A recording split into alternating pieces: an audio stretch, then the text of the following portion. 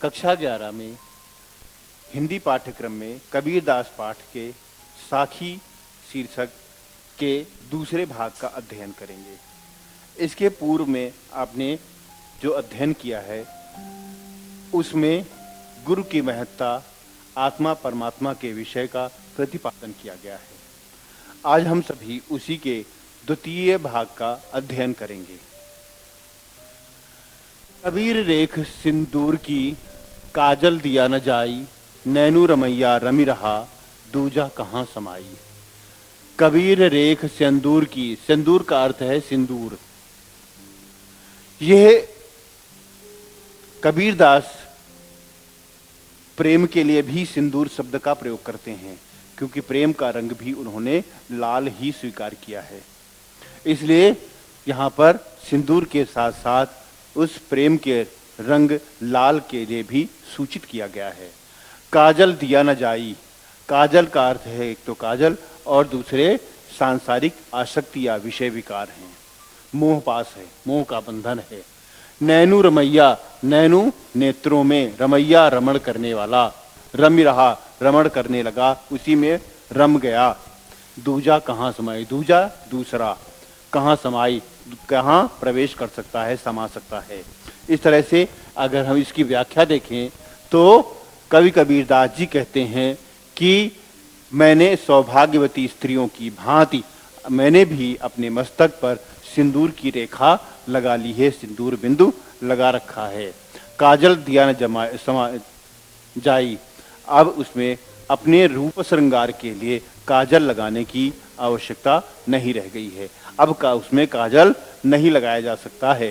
यानी एक बार जब मैंने सौभाग्यवती स्त्री की भांति ईश्वरीय प्रेम को स्वीकार कर लिया है, ईश्वरीय साधना को स्वीकार कर लिया है, एक बार जब मैं ईश्वरीय साधना में मग्न हो गया हूँ, तो इन सांसारिक विषय विकार रूपी काजल लगाने की आवश्यकता नहीं रह गई है। क्योंकि जो आनंद ईश्वरीय भक्ति में है वह आनंद इन सांसारिक विषय विकारों में नहीं है। और जीवन का जो चरम लक्ष्य है वह ईश्वरीय आनंद प्राप्त करना ही है, ईश्वरीय आनंद प्राप्त करना ही है।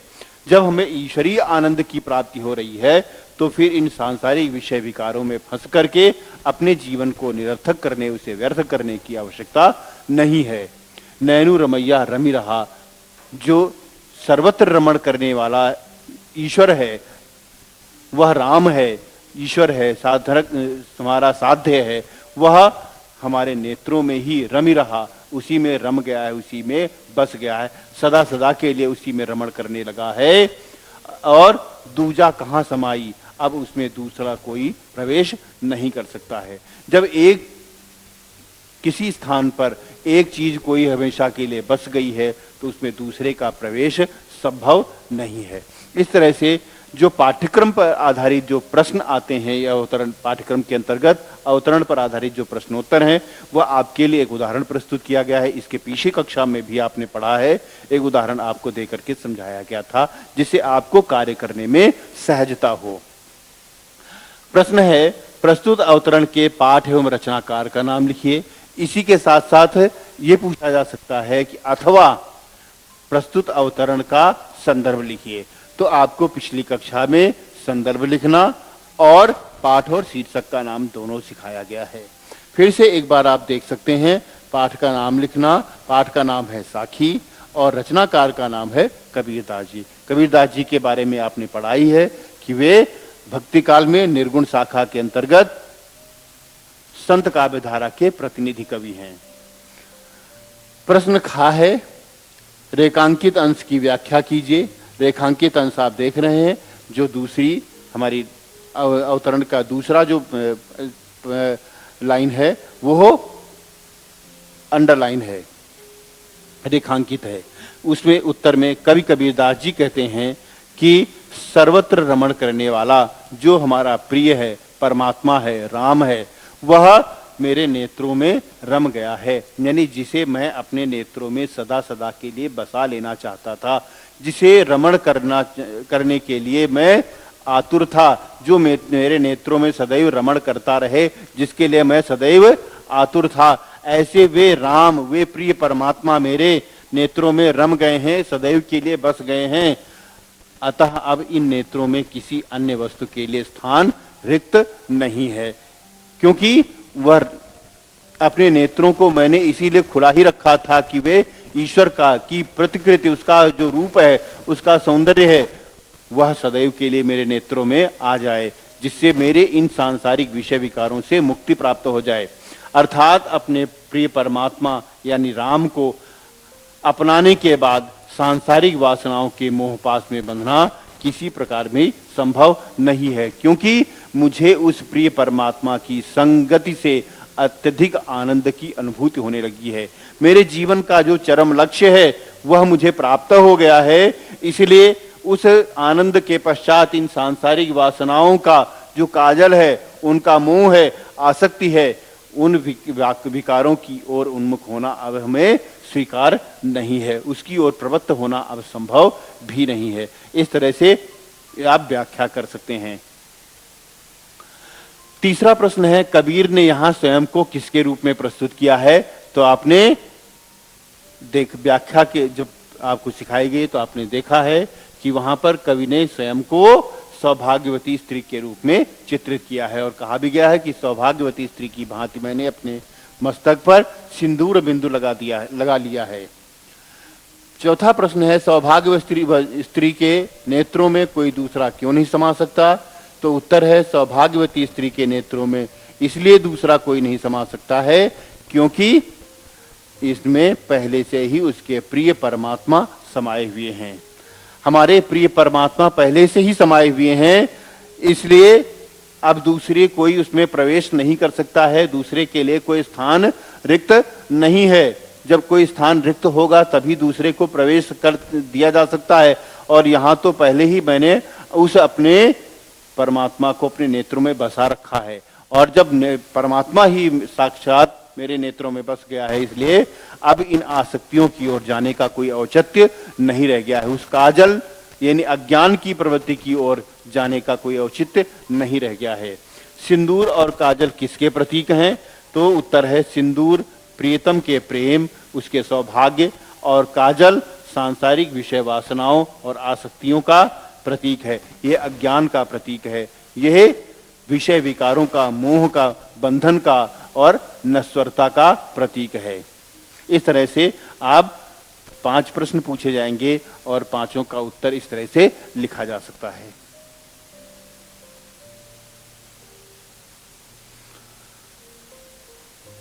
अगला पढ़ते हैं, सायर नाही सीप बिन स्वाति बूंद भी नाही, कबीर मोती नीप जय शून्य शिखर गढ़ माही।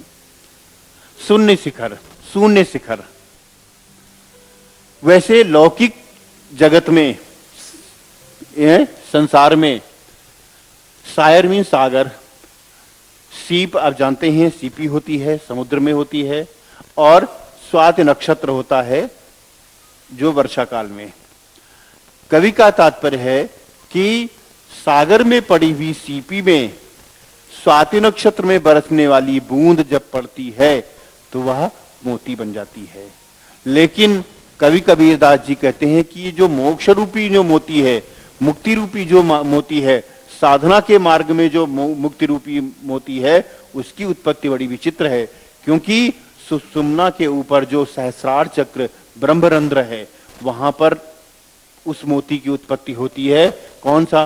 मोक्ष रूपी मोती उत्पन्न होता है, मुक्ति रूपी उत्पन्न होता है मोती, जहां ना तो सागर है, न सीपी है, ना ही स्वाति नक्षत्र में बरसने वाली बूंद ही है, कुछ भी नहीं है। क्योंकि संसार में तो सागर में मोती होता है, और उस मोती में, सागर में सीपी होता है, और उसमें जब स्वाति नक्षत्र में बरसने वाली बूंद पड़ेगी तो वह मोती बन जाएगी। लेकिन यह जो साधना का मोती है, मोक्ष का मोती है, वह बिना सागर के, बिना सीपी की और बिना स्वाति नक्षत्र की बूंद के ही उत्पन्न होता है। क्योंकि जब हमारी सुषुम्ना जागृत होकर के उस सहस्रार में पहुंचती है, कुंडलिनी जागरण के माध्यम से, जब वह सहस्रार चक्र में 8 चक्रों का भेदन करते हुए सहस्रार चक्र में पहुंचती है, तो वहां पर कबीर मोती नीपजे, कवि कबीरदास जी कहते हैं कि मोती नीपजय का अर्थ है उत्पन्न होता है। शून्य शिखर गढ़मायु से ब्रह्मरंध्र में, उस सहस्रार चक्र में जब हम पहुंचते हैं तो वहां हमारी साधना सफल होती है और वहां मोक्ष रूपी मोती उत्पन्न होता है। पानी ही तय हिम भया, हिम हो गया बिलाई, जो कुछ था सोई भया, अब कुछ कहा न जाई। कवि कबीरदास जी कहते हैं कि पानी से ही रूप परिवर्तन के फलस्वरूप वह बर्फ बन जाता है। हिम हो गया बिलाई, और वही हिम रूप विगलित जब हो जाता है, पिघल जाता है, तो वह फिर से पानी बन जाता है। यानी परमात्मा ही आत्मा के रूप में इस शरीर में स्थूल शरीर प्राप्त करके इस जीवन को प्राप्त करता है, और वही आत्मा इस शरीर का त्याग करने के पश्चात पुनः फिर से वो उसी परमात्मा में विलीन हो जाता है। वही रूप फिर से प्राप्त हो जाता है। जो कुछ था सोई भया, वह पहले जो कुछ भी था, पहले परमात्मा रूप ही था। जिस तरह से पानी हिम होता है, बर्फ बन जाता है, और बर्फ फिर से पिघल करके पानी रूप में आ जाती है, यानी वह मूल रूप में पहले पानी ही था, पानी फिर से बन गया है। उसी तरह से यह परमात्मा का अंश जीवात्मा इस स्थूल शरीर को प्राप्त करके जीवन धारण करती है, इस संसार में आती है, और इस संसार के में से शरीर त्याग करने के पश्चात पुनः वह आत्मा अपने मूल रूप उस परिवार परमात्मा रूप में ही फिर से समाहित हो जाती है। जो कुछ था सोई भया, जो पहले था वह, जो कुछ था पहले वह सोई भया, वह वही हो गया है, क्योंकि यह जीवात्मा पहले परमात्मा का ही अंश थी। वह आत्मा स्वरूप परमात्मा में फिर से परिवर्तित हो जाती है। अब कुछ कहा न जाए, इसमें और कुछ भी नहीं कहा जा सकता है, क्योंकि इस संसार की स्थिति, उसके अस्तित्व और प्रलय में इसी प्रकार की जो सामान्यता है, उसमें और कुछ भी नहीं कहा जा सकता है। पंख उड़ानी गगन को, पिंड रहा परदेश, पानी पिया चंच बिन, भूल गया यह देश। वो जीवात्मा रूपी पक्षी उड़ानी उड़ गया गगन को, आकाश की ओर, इस स्थूल शरीर को त्याग करके उस अपने उस परमात्मा में ही समाहित हो गया। पिंड रहा परदेश, और उसका जो ये स्थूल शरीर है वो इसी देश में, इसी संसार में पड़ा रहा।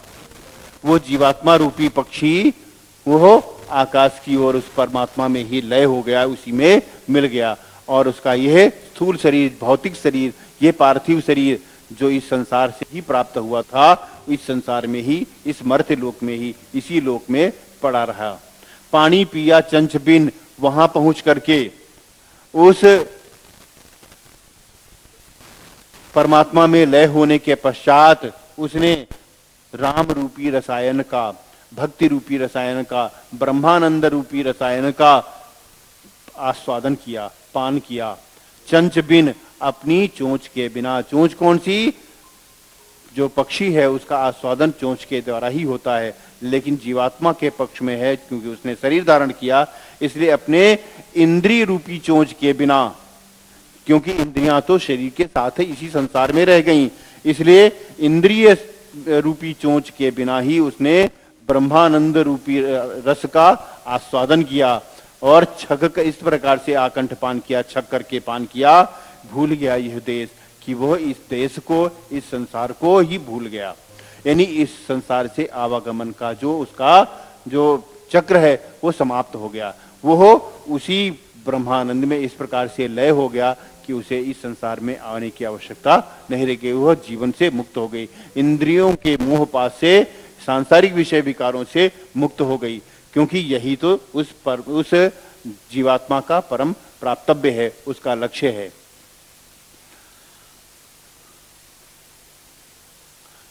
पिंजर प्रेम प्रकाशिया, अंतर भया उजास। पिंजर शरीर में, प्रेम प्रकाशिया, प्रेम का प्रकाश हो गया, यानी जब हमारा जो भक्त की साधना है, जीवात्मा की साधना है, वह जब अपने परम प्राप्तव्य को प्राप्त कर लेती है, तो उसके इस शरीर रूप में, पिंजर का अर्थ है शरीर में, ईश्वरीय प्रेम का प्रकाश प्रकाशित होने लगता है, वह उससे भर जाता है। अंतर भया उजास, और उसका अंतःकरण उजाले से भर जाता। अंदर ही अंदर उस ईश्वरीय प्रेम का प्रकाश अपने उजाले से इस शरीर को भर देता है, अंतरात्मा को भर देता है। अंतःकरण उसके आस्वाद से भर जाता है, उसकी आभा से, उसकी कांति से भर जाता है। मुख कस्तूरी महमही, मुख से भी कस्तूरी की सुगंध आने लगती है। वाणी फूटी बास, और वाणी से भी प्रभु नाम की भक्ति का आस्वाद आने लगता है। अर्थात जब हमारा जीवन पूरी तरह से ईश्वरीय साधना में तन्मय हो जाता है, कण कण उसकी साधना में रम जाता है, उसी में रत हो जाता है, तो मुख से भी जो शब्द निकलते हैं वे कस्तूरी की सुगंध के समान सुगंध बिखेरने वाले होते हैं। और वाणी से जो श्वास प्रश्वास है वह भी सुगंध से युक्त हो जाती है, प्रभु नाम का ही सुगंध बिखेरने वाली होती है। यानी हमारे जीवन के कण कण में, रज रज में उस ईश्वर की का आस्वाद बिखरने लगता है, वो दिखाई देने लगता है।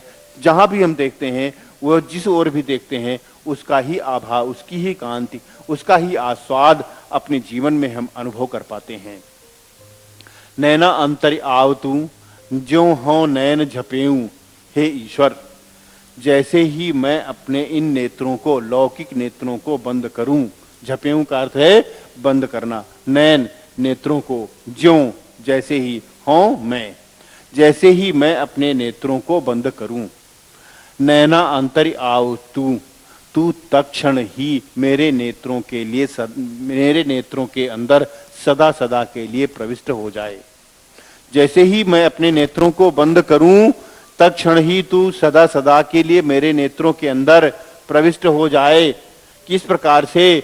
ना हो देखूं और कूं, हों का अर्थ है मैं, इस प्रकार से मैं ना तो किसी और को देख सकूंगी और ना तुझ देखन देऊं, और ना ही तुम्हें ही संसार में किसी और को देखने दूंगी। वह जीवात्मा अपने परमात्मा पर अपना एकाधिकार प्रतिपादित करते हुए उसे सब प्रकार से प्राप्त करने के लिए आतुर है।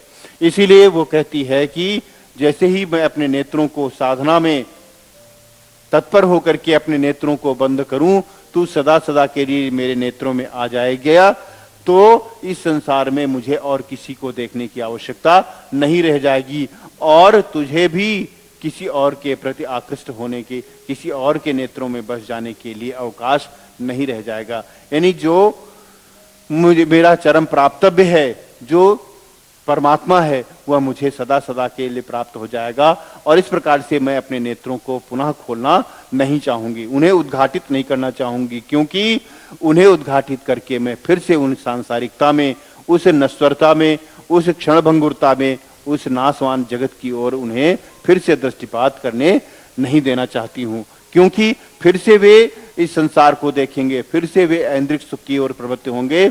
इसलिए मुझे एक बार जो जीवन से मुक्ति प्राप्त हो जाए, तो पुनः इस संसार की ओर मैं आकृष्ट नहीं होना चाहती हूँ, अपने नेत्रों को इस संसार में फिर से नहीं खोलना चाहती हूँ। कबीर हरि रस यों पिया, बाकी रही न था कि, पाका कलश कुम्हार का, बहुत न चढ़ी जागी।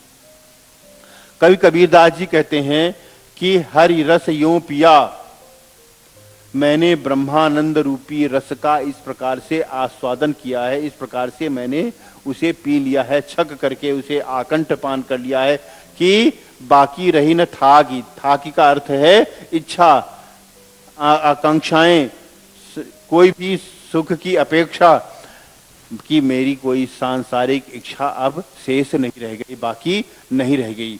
मैंने सब कुछ इस संसार में प्राप्त कर लिया है, ईश्वरीय प्रेम का इस प्रकार से पान कर लिया है कि अब संसार में और कुछ भी प्राप्त करने की आवश्यकता नहीं रह गई है। पर जिस प्रकार से पाका कलश कुम्हार का, जैसे कुम्हार के द्वारा पकाया हुआ जो कलश है, वो एक बार चाक पर चढ़ करके, और जब वह कुम्हार के द्वारा पका दिया जाता है, तो फिर से बहुर न चढ़ी चाक, बहुर का अर्थ है फिर से, तो फिर से उसे चाक पर चढ़ाने की आवश्यकता नहीं रह जाती है, क्योंकि पका हुआ जो कलश है उसमें रूप परिवर्तन होना संभव नहीं है। उसे किसी प्रकार से भी उसका रूप या आकार जो कुछ भी है, उसके गुण धर्म, उसको किसी प्रकार से भी बदला नहीं जा सकता है, उसे दूसरा कोई आकार नहीं दिया जा सकता है। उसी प्रकार से मैंने जब ब्रह्मानंद का आस्वाद कर लिया है, मैंने उस राम रूपी रसायन का आस्वाद कर लिया है, भक्ति का रस का आस्वादन कर लिया है, उसे छक करके पी लिया है, तो मेरी कोई संसार में इच्छा ही नहीं रह गई। और सांसारिक इच्छाओं का समाप्त होना ही मोक्ष प्राप्ति का सबसे बड़ा लक्षण है, क्योंकि ये इच्छाएं ही ऐसी हैं, हमें इस संसार में मुझे बांधे रहती हैं। इन इच्छाओं पर विजय प्राप्त करना, उनसे मुक्त होने के पश्चात ही संसार से मुक्ति संभव है। और इस राम रूपी रसायन के पीने के पश्चात, आकंठ पीने के पश्चात मेरी सांसारिक इच्छाएं सभी समाप्त हो गई, क्योंकि जिस प्रकार से ये कलश फिर से नहीं चढ़ाया जा सकता है, उसका चाक पर फिर से नहीं चढ़ाया जा सकता, वैसे ही इस जीवन को फिर से उस सांसारिकता की ओर प्रवृत्त करना संभव नहीं है। हेरत हेरत हे सखी रहा कबीर हिराई, बूंद समानी समध में सोकत हेरी जाई। बूंद का अस्तित्व तभी तक है जब तक वह बूंद रूप में है, जब तक वह उस सागर से, विशाल जलराशि से अलग है, तब तक उसका अपना अस्तित्व है। लेकिन जैसे ही वह बूंद समानी समा गई समद में, समुद्र में, सोकत हेरी जाए, उसे कैसे, हेरी करता है खोजना, वह कैसे खोजी जा सकती है, उसे फिर से खोजना संभव नहीं है। इसी प्रकार से कवि कबीरदास जी कहते हैं कि वह जीवात्मा कहती है, हेरत हेरत, खोजते खोजते किसको, प्रिय परमात्मा को, अपने उस अपने साध्य, वे साधक कहता है मैं अपने साधक को खोजते खोजते उसे प्राप्त करने के लिए उस भटकते भटकते रहा कबीर हिराई।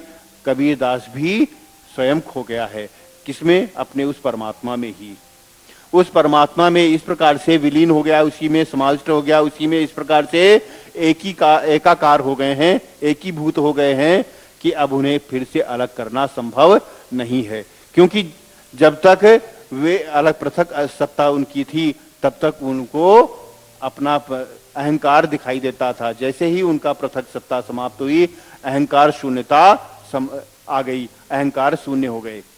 जिस प्रकार से उदाहरण देते हुए कवि कहता है कि जिस प्रकार से समुद्र में समा गई जो बूंद है, उसका अस्तित्व तत्क्षण ही समाप्त हो जाता है। जैसे वह समुद्र में उस विशाल जलराशि में मिल जाती है, उसे फिर से खोजा नहीं जा सकता, उसे फिर से अलग नहीं किया जा सकता है।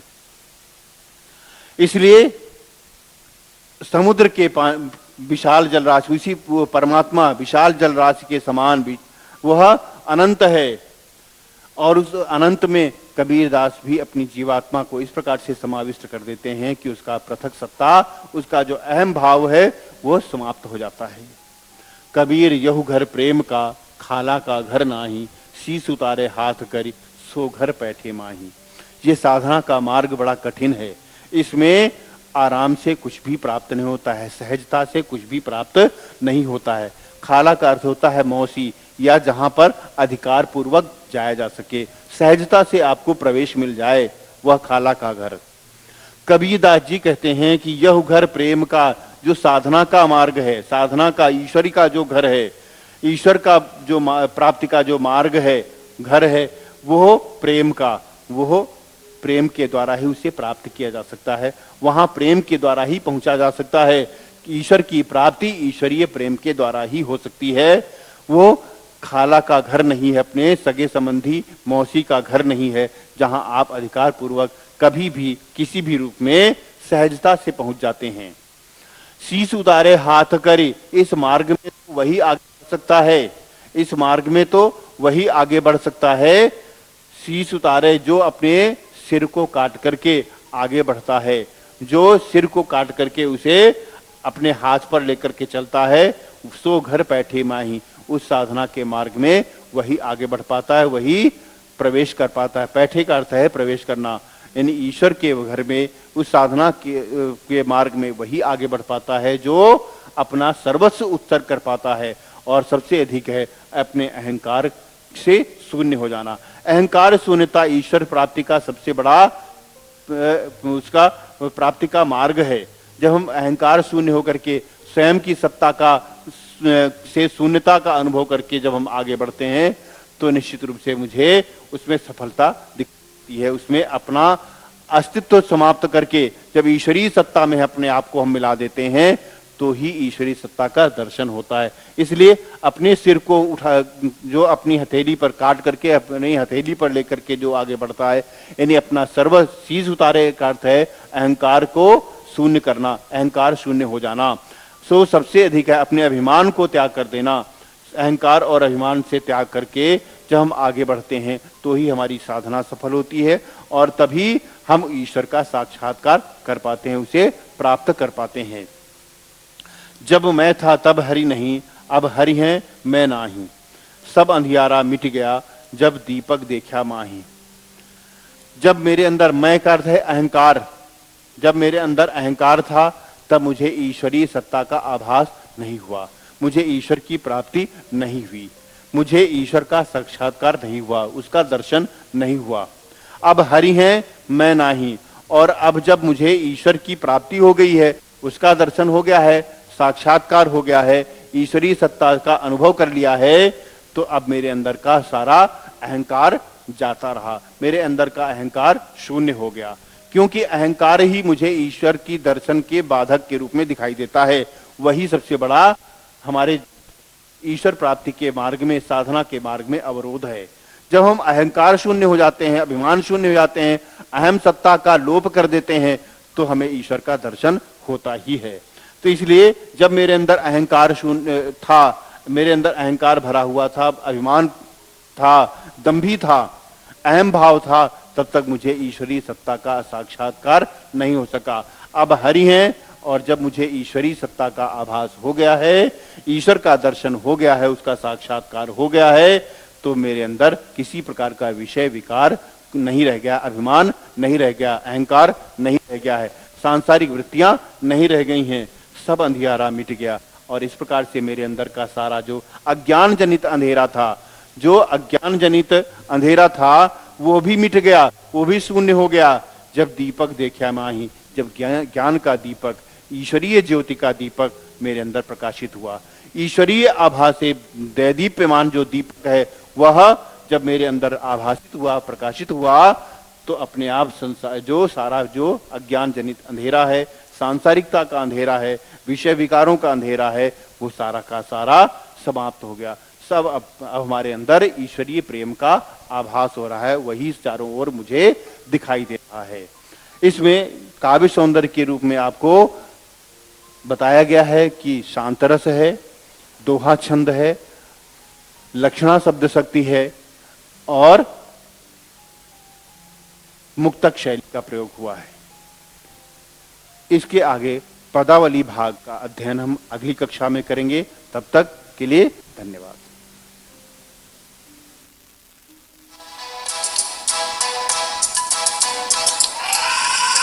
सारी दुनिया है लॉकडाउन में, कोरोना है सबका रोना, डरने वाली बात नहीं है, सावधानी हमको